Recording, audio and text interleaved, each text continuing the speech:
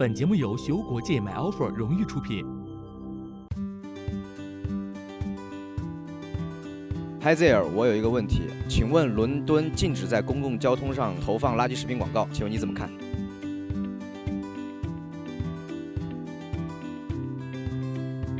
？Yeah, I think that's probably quite a good thing to be doing. I think we're getting a bit of an obesity crisis at the moment, so anything we can do to try and cut down on junk food is probably a good thing. Yeah, we don't need more advertising of food that's not good for people. Sometimes it just puts an idea in your head that you want this food when you wouldn't think about it if you didn't have it in front of you. I think we all need to be encouraged to eat more healthily. I don't think it should be being promoted. I'm happy with that. It's difficult though, isn't it? Because you've got the element of personal choice coming into it. So having just said that every now and then, I really want a good burger, you know?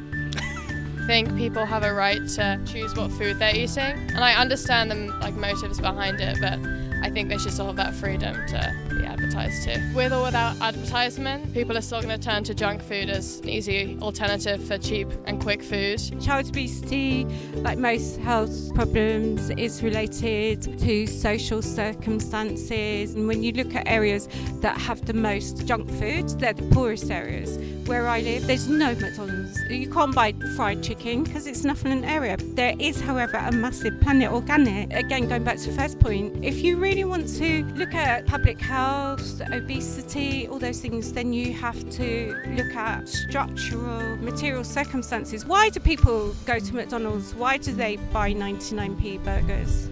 Hi there. Is it true that Chinese people have strong human interest in their society? 对，我觉得都会，人之常情啊，只要是人都有感情嘛，就是你帮我，我帮你。我觉得是吧？一般遇到问题会先找朋友解决。反正从我妈那里感觉就是，她如果今天找正规渠道的话，就感觉很麻烦那种。我觉得挺好的，就有时候做事情比较方便。我觉得是一个中国人都会从人情社会中有过获益，好处大家都是明白的，但是不好的地方一定也是有。如果你这样做能获得更好的反馈、更多的利益，本性会驱使你这样做。我觉得很正常，只要不违法，当然是可以的。我觉得这个看谁是获利者吧。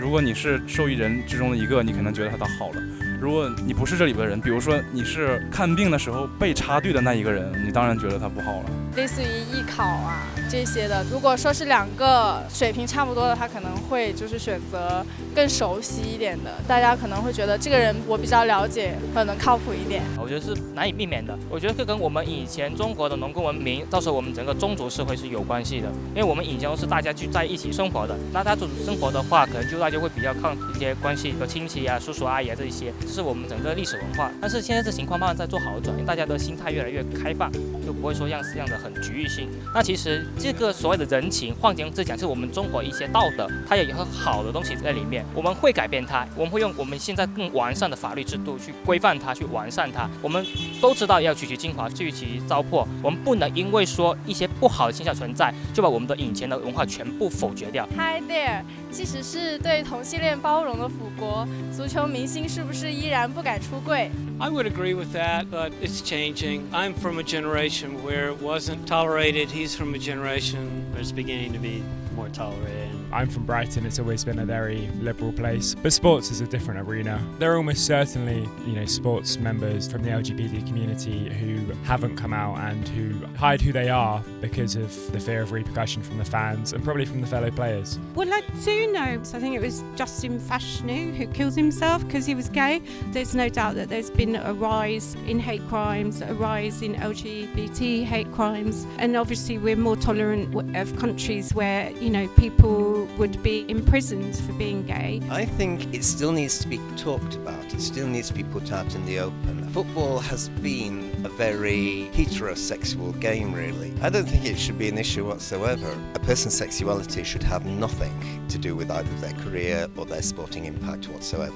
I'm gay myself, and I do think the UK is tolerant. I think what some of the sports bodies have done, so they've governing bodies of the sports associations have said, we need to support players from different ethnic minorities or ethnic groups. We need to support gay people. We will take action if we know that people are being racist and homophobic in the stands or outside of the stands. So there is quite a lot you can do to make it a good place for people.